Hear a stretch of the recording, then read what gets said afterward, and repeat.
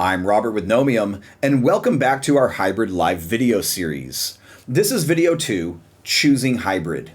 In this video, we're going to ask some questions to determine if hybrid is the right format for our next workshop or interactive session. Many times, hybrid may not be the right way forward. There are a lot of people in the business world that think if you have a face-to-face session, you can set up a webcam and set up a Zoom link and let people watch the live stream. That could be considered hybrid by some definitions, but it certainly doesn't fit the definition that I used in part 1 of this series. Remember, we want to keep face-to-face and virtual participants as equal as possible, giving them similar chances to participate in activities. Watching a live stream and maybe sending in a text-based question isn't really equal. So, what can we consider before we jump into the world of hybrid facilitation? Well, there's no doubt that hybrid communication in general is necessary now and will be necessary in the future. Duarte, the presentation expert firm, they released a report in 2021 called The State of Communicating and Presenting Online. They found that 89% of organizations predict a hybrid environment in the future. And a lot of them are facing that hybrid environment right now, where some people are simply not working from the office, or they're simply not working from the office every single day when teams need to communicate. Knowing that hybrid environments will exist in the future for most companies, we can take that idea and think, yes, there will be times where interactive workshops and skills training workshops will need a hybrid format. But it's not as easy done as it is said.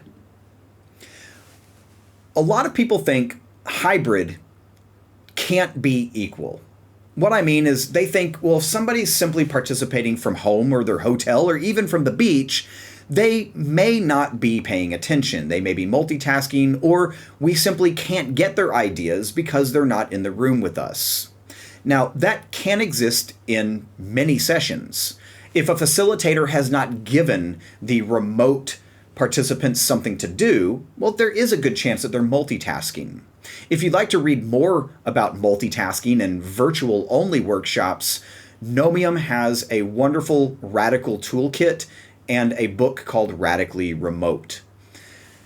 But there is some research that shows that people contribute and collaborate even more in hybrid sessions than they would in a virtual-only session, especially if it was audio-only, and sometimes they participate even more than face-to-face only formats. A lot of that research comes from the book Suddenly Hybrid that I mentioned in part 1 of this series. So, if you set up a hybrid workshop correctly, you can get equal, if not more, participation than other formats. Once again, it is easier said than done. To be a successful hybrid facilitator, you should be both advanced in your in-person, face-to-face skills and advanced in your virtual facilitation skills. Everything you need for face-to-face and everything you need for virtual is going to be combined, and it's going to get more complex. It's also going to take more time when you're planning. This is simply from designing your activities to creating facilitator guides to creating instructions that need to fit different groups, face-to-face groups and virtual groups. There's also going to be more time planning with technology and discussions and onboarding, which we'll get to later in this video series. This simply means the live facilitation is also going to be more complex. I have a story later about the awareness needed when we're facilitating a live hybrid workshop. But at the end of the day, you're likely going to be more mentally and even physically tired after running hybrid workshops than you would if you chose to do only face-to-face or only virtual. Of course, a virtual workshop is going to require technology. Sometimes it's hardware, sometimes it's software and app subscriptions. There are many cases that we'll look at later in this video series where we need even more technology to bridge the face-to-face and virtual participants. Another thing to consider is not just the cost and the time as a facilitator, but also the participants and the possible frustration they will feel if a hybrid format is simply not working out. Let me give you two quick examples. Most facilitators know virtual communication simply takes longer. Virtual participants need more time to come off of mute.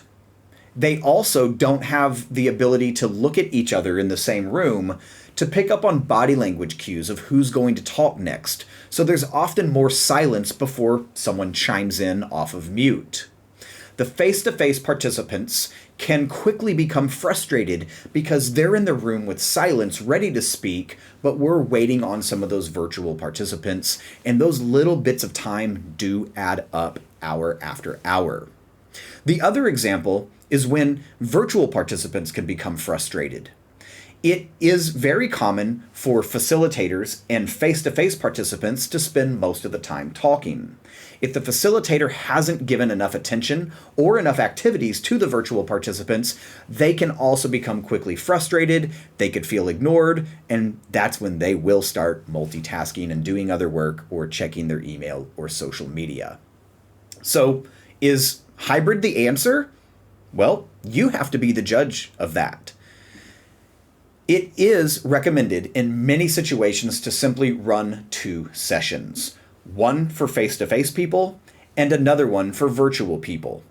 These could be even on the same day, these could be during the same week, or separated weeks or months at a time. The reason is if I'm going to run a face-to-face session, I can often run that on my own. If I'm going to run a virtual session, I can also often run that on my own. But when I create a hybrid session, there is a very, very good chance I will need to bring in someone else, a co-facilitator, an assistant, a producer, whatever you want to call it. This is going to increase the amount of time that I'm spending onboarding, and it's going to increase the cost if we have to pay the assistant for their time and their effort. Ultimately, as I mentioned, the facilitation is more complex, and even if I can do a hybrid workshop, the amount of time planning and the attention that it takes to do it successfully is ultimately worth more, whether you want to call that worth more money or just worth more resources. So, to end this video, have a discussion with yourself, with your manager, with your client, and sometimes with your participants to talk to them about all of the things that we just discussed. All of the resources, all of the money, all of the time, all of the technology, because sometimes it is easier to say, let me just run 2 different sessions. But hybrid can be successful if we take time to plan, to test, and to try out new things. And in video number 3, we're going to take a look at the awareness that it takes when we are running a live session.